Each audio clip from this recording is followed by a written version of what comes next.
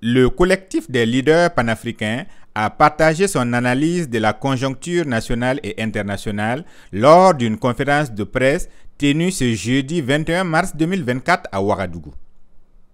En premier lieu, le collectif a tenu à souligner les actions entreprises depuis l'avènement du MPSR2. Camarades combattants et combattantes, depuis l'avènement du MPSR2,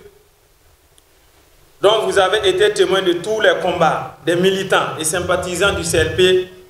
dès septembre 2022, ces combats ont consisté, entre autres,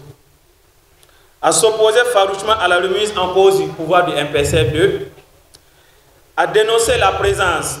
de certaines chaînes internationales complices de propagande de déstabilisation de nos institutions, à dénoncer l'immixtion d'une chancellerie étrangère dans les affaires intérieures de notre État, à réclamer le départ des troupes françaises de notre territoire, à initier la veille citoyenne qui s'étend aujourd'hui sur toutes les régions du Burkina Faso. Dans sa mission de suivi des actions, il dit noter avec grande satisfaction une avancée significative de la gouvernance actuelle sous le leadership du capitaine Ibrahim Traoré au regard des innombrables acquis engrangés dans tous les domaines de la vie de la nation. Et vous l'aurez remarqué que depuis l'amorce de la phase du développement de la guerre contre le terrorisme qui traverse notre pays depuis 8 ans,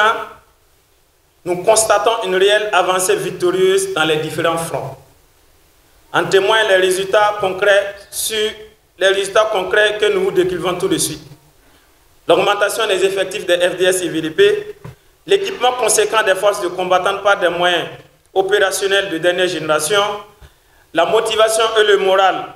hautement renforcés des combattants au front, la recrudescence des batailles victorieuses en faveur de nos forces armées nationales, le choix des partenaires stratégiques géopolitiques dans la lutte contre la néocolonisation occidentale, particulièrement le cas de la Russie comme principal partenaire. La réinstallation des villages dans certaines régions,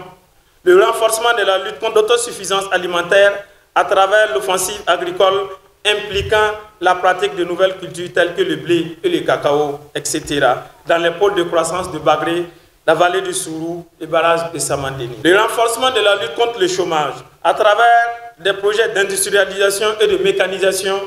dans l'exploitation minière ainsi que la transformation des produits agricoles et d'élevage. La suppression de la caution de vie de 500 000 pour l'hémodialyse, la réduction de 80% des coûts de séances de dialyse qui passent de 15 000 à 2 500. Sur le plan diplomatique, le collectif a réaffirmé son attachement à la souveraineté nationale et a réitéré sa solidarité envers toutes les initiatives de l'Alliance des États du Sahel. De plus, il a exprimé son soutien aux autorités du Niger suite à leur décision concernant la présence de l'armée américaine sur le territoire nigérien.